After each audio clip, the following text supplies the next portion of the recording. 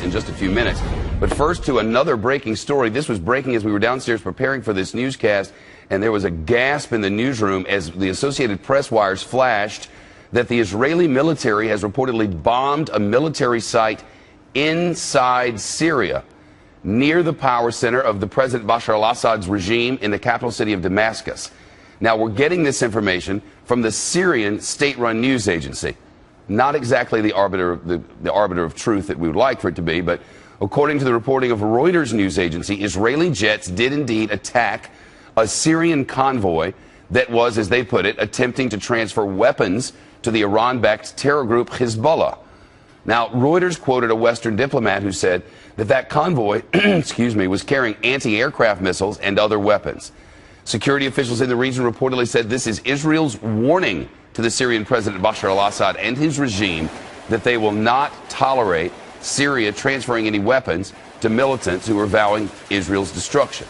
If this has happened, it's certainly an escalation. And the Fox Report's chief correspondent, Jonathan Hunt, is with us. There is some degree of confusion around all of this. There is. Before we talk about this at all, we have to remember we're dealing with one government, the Israelis, that never admit any of this sort of action that they carry out. We're dealing with another government, the Syrians, who habitually lie. So that's the prism through which to look at all of this. Now, so two reports. The first is that this convoy carrying anti-aircraft missiles, among other weapons, was struck near the main Damascus to Beirut highway, crossing the border there, about 3 kilometers south of that border, as far as we know. That seems to be the most reliable sources talking about that particular attack. But then Syrian state TV has just announced that no, this was in fact an attack on what they called a military research center in a suburb of Damascus. That is what they are saying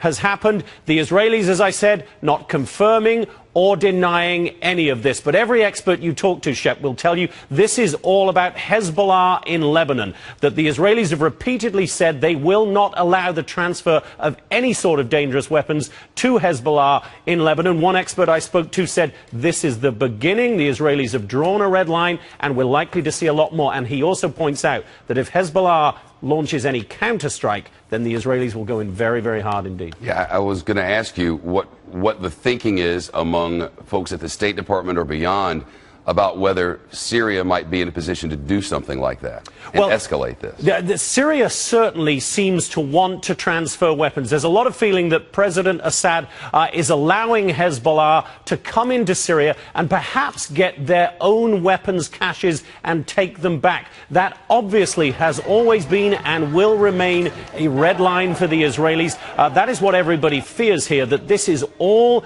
devolving into complete chaos. Assad is weaker and weaker. Hezbollah wants to protect its own interests. The Israelis want to protect theirs, and this is a situation we now face. Jonathan Hunt, breaking news, and thank you, sir. So while we were away, U.S. officials confirmed to Fox News that Israelis have indeed attacked a Syrian convoy near Syria's border with Lebanon. But officials would not confirm claims that Syria's government-run media reported that the Israelis attacked a military complex near the capital of Damascus. As we reported earlier, the Reuters news agency quoted a Western diplomat who said that the Israelis bombed a convoy attempting to transfer weapons to Hezbollah in Lebanon. Connor Powell's in our Mideast newsroom now. Connor, why attack Syria now? Well, Shepard, Israel has always feared that in the chaos of the Syrian civil war just north of Israel, that weapons could fall into the hands of either militants or be transferred to extremist groups like Hezbollah. So with the fear that maybe the Assad regime is crumbling, Israel launched this attack, reportedly that we are hearing from multiple sources now early this morning, to take out this convoy that was reportedly transferring sophisticated Russian-made SA-17 anti-aircraft missiles to Hezbollah. Now, we don't know exactly where this happened, but it's reportedly inside Syria, near the border. Now, the Syrians, of course, are saying that this was an attack in and around Damascus, but we're hearing different reports. U.S. officials are confirming, of course, that it happened near the border. But there are reports, and there have been fears here in the last few weeks or so by Israeli officials, that some type of weapons transfer was imminent, and Israeli officials are concerned about both the chemical and the large conventional weapons that Syria has, and that it could fall into the hands of groups like Hezbollah, Shepard. And some degree of concern about whether Syria will respond to this, and if so, in what way?